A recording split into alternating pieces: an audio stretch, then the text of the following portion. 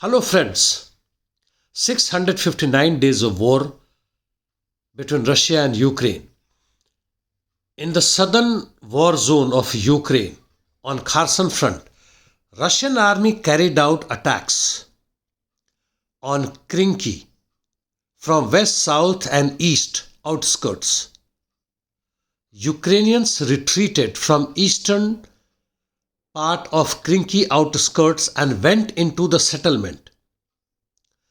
On islands in Dnieper floodplain, the clashes are taking place. On Zaporizhia front, in Orikho sector, Russian army made some progress towards Novoprokhopovka direction. It also advanced towards west of Robotyne and forced Ukrainians to withdraw till the first line of Russian defense. Verbov direction no changes despite Ukrainians' counterattacks in the northern part. Ukrainians are by and large, as far as Zaporizhia front is concerned, are on defensive line. In Seversk Salient, no changes, fierce battle taking towards Novomikhailovka. In north, that is on Kharkov front, no significant changes have taken place towards Swatovo.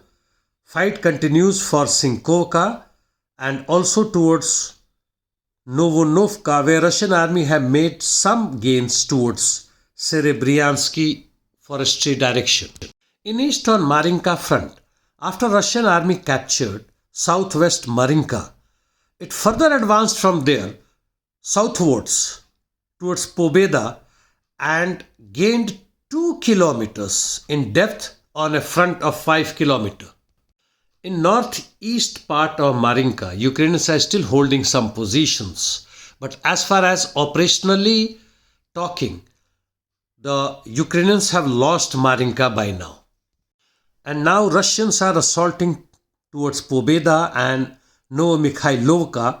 However, no changes towards Mikhailovka. As far as Ugledar is concerned, fresh battles have started. On Avdiivka front, Russian army carried out offensive operations in Pervomaisky, Severnoye, Opitne, Stepoe coke plant. And as far as northern flank is concerned, no changes, including towards Tonenkoy and Severnoye.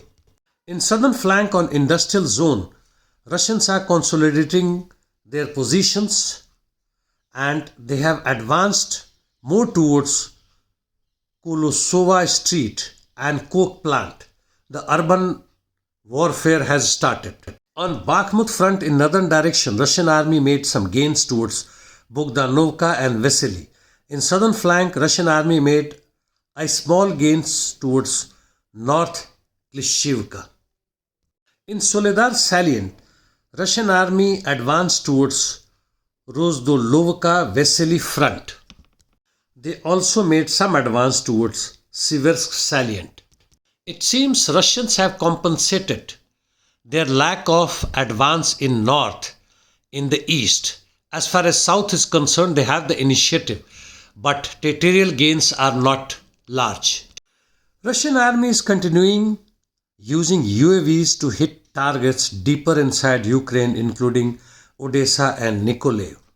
There are speculations in media on F-16 deployment for the Ukrainians, and it seems, though to me it is unlikely, that NATO bases may be used to participate in Ukrainian conflict by the Ukrainian pilots in case the suitability of Ukrainian airfields due destruction or otherwise is found lacking, and these areas could be Poland, Romania and Slovakia.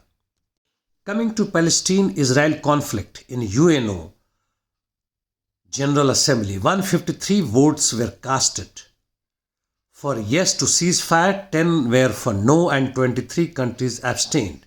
This was after US used veto power in UN Security Council for the ceasefire. It is very clear that world opinion has been changing against the Nazis and US imperialism. In the meantime, IDF continues slow offensive operation in northern side of Gaza Strip. As far as Khan Yunis is concerned, that side no changes. Airstrikes in Gaza Strip continues without any break, and Hezbollah too continues striking IDF positions. In the meantime, more than 18,500 Palestinians are killed and more than 50,000 are wounded in the Gaza Strip. Zelensky's visit to Washington has not been very successful this time. He had demanded 60 billion economic and military aid from the USA, but US Congress refused, and in turn Biden offered from his own kitty 200 million, which is not even 1% what Zelensky had requested. A humiliation to him. While in US he claimed no ground was lost this year to the Russians, probably he is meaning when the Russians withdrew from many parts of the occupied Ukraine, and part of that has been retaken by them, like Soledar, Bakhmut and now Maryinka, and these are not to be taken as losses to the Ukraine. And despite all the world opinion, Netanyahu says they will withdraw from Gaza Strip only when a pro-Israeli government is formed in Gaza Strip. Just notice the quality of the speeches by these neo-Nazis, neo-fascists, imperialist powers and Zionists. In Democratic Republic of Congo, fight is continuing in the eastern province of North Kivu. The anti-government forces, the militants known as M23 group, have advanced west and south of it.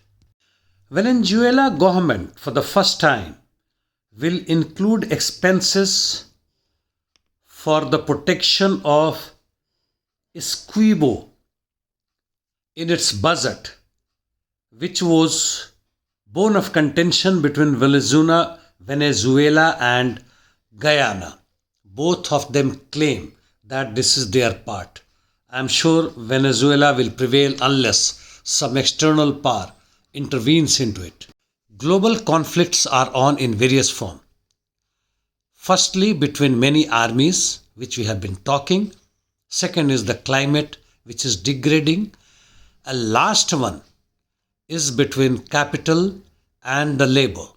Capital wants to grow as much as possible, and the labor owner, that is the working population, they want to catch on to their lives, whatever is left with them, which is being taken away every day, every month.